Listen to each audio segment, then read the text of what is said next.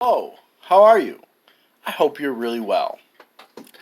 I'm going to ask you a question later on, and I hope you'll be able to answer, but many of you probably won't. But that's okay. I have experienced racism in the US and Indonesia. I've experienced religious and cultural intolerance and prejudice, and even sexualism, genderism, and ageism, as well as the less tangible discriminatory motivations behind bullying. I've even been discriminated against because I was too helpful, and because others chose to distort my intents because of their own biases, and rejected the truth in favor of their own discolored viewpoints. I'll bet some of you have too. However, despite these experiences, I do not choose to perceive my life, my opportunities, and my future through the lens of those experiences because I know, having previously chosen to look at the world through the distortions caused by pessimism and depression, what the consequences are. They're bad. I move forward. I suggest that the fight must continue to achieve full equity for all groups, setting aside those which seek to damage, destroy, and commit other crimes. But the fight to cleanse our minds of perceptual distortions brought on by past experiences, stories, and lies must also be waged to pull people out of the situations they create for themselves. I have a question, one which you may be able to answer, but I'm not asking yet. When I lived in Indonesia, I sometimes got invitations to events for students or teachers. I knew that many of them felt uncomfortable around Caucasians. I knew it was because of long-standing beliefs of inferiority when compared to Caucasians, primarily due to the Dutch, as well as cultural, ethnic, and religious conflicts between different groups of Indonesians. In order to put my audience, which was almost always multi-ethnic, multicultural, and multi-religious, at ease, I told my audiences in Indonesian that it wasn't important to me what ethnic group they were from or what skin color they had. To make them laugh, I'd usually say, we all had purple skin. They laugh. They like that. I told them that to me, we were all the same and should be treated the same. I was sometimes presenting in front of people who'd never seen Caucasians before, yet the response was very positive and helped people to feel more comfortable. Yet, years later, when I shared this experience in an online business forum that was primarily composed of blacks, many of them condemned this as being something bad, as if my trying to put everyone on the same level was unfair or derogatory because I was being colorblind. I've also seen this anti-color-blindness sentiment online. It's sometimes claimed to be a racist strategy, or at the very least that it invalidates the experiences of those people who've been treated poorly because of their race or skin color. Although I'm sure this is true for some people, it is not true for every person and every situation.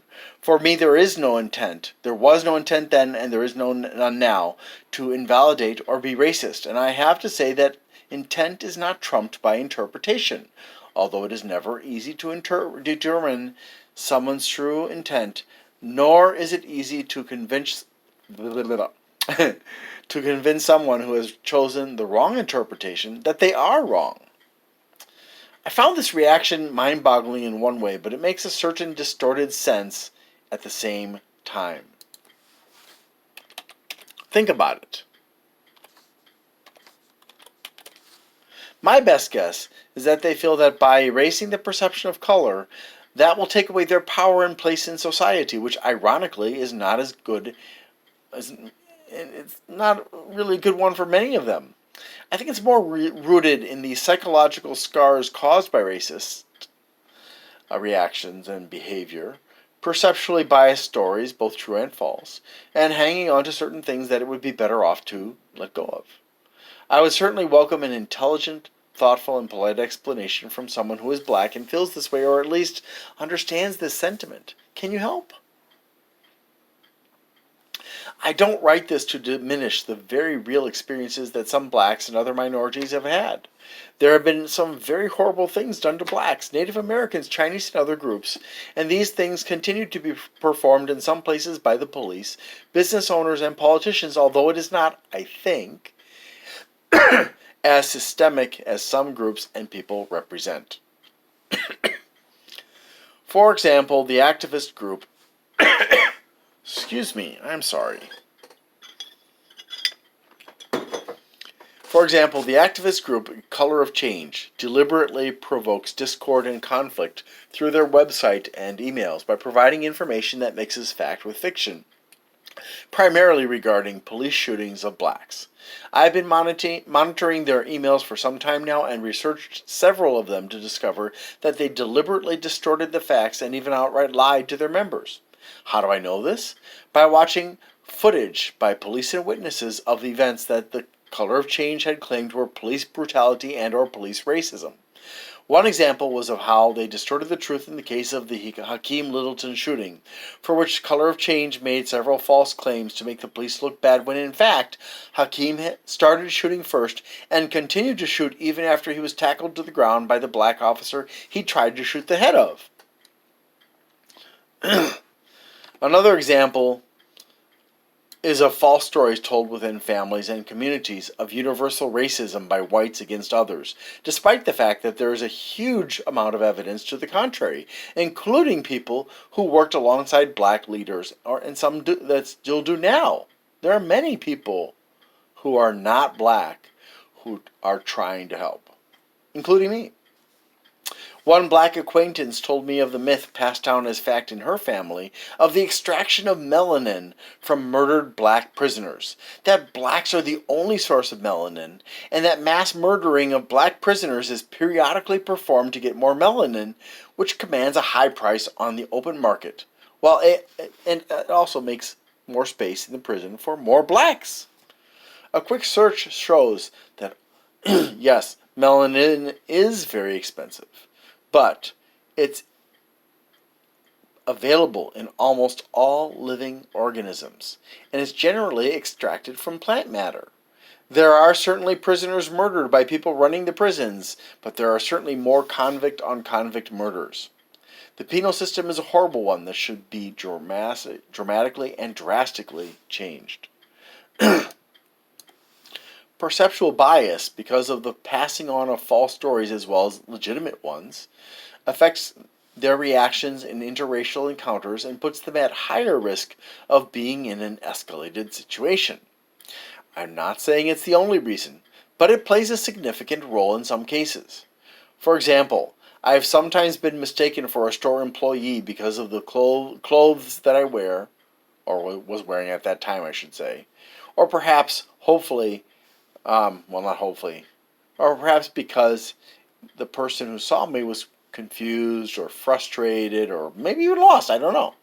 Yet I've heard from blacks who have had the exact same experience that it was racism, that it was because of their skin color. So, is it when it's a white person, it's an accident? When it's a black person, it's racism? I'm sorry, that doesn't cut. It doesn't work. It's not true. It is a perceptual bias. As with pessimism, perceptual bias distorts reality and tends to cause to happen the things we hope for, as in the so-called law of attraction, and fear, because our attitude predisposes us to say and do things that make that hope or fear more likely to happen. As another example of such bias, I once had my car destroyed because of another driver. Fortunately, I was not in it when it was pushed under a tractor trailer and spewed across the highway. It was a mess. The driver's insurance company called and their agent asked me how much I wanted. I had already been depressed before the accident, and thus my mind was frozen to the possibilities due to the added depression of the accident. Despite the fact that she was kind enough to repeatedly try to get a reasonable amount from me, I couldn't even think to say Blue Book value. So stuck in a rut was I. Or even name a rational number, so I took next to nothing for a car I couldn't afford to replace, but would have been able to if my perceptual bias of the situation hadn't prevented me from asking for a reasonable and fair amount of money. Okay, that's it. So in case it hasn't been made clear, why is color blindness as a way to forge an equal relationship between people of different colors wrong? Why must color blindness automatically be labeled as racist, demeaning, or invalidating? It is a tool I've often used successfully in a positive way, so why can't it be used like that here?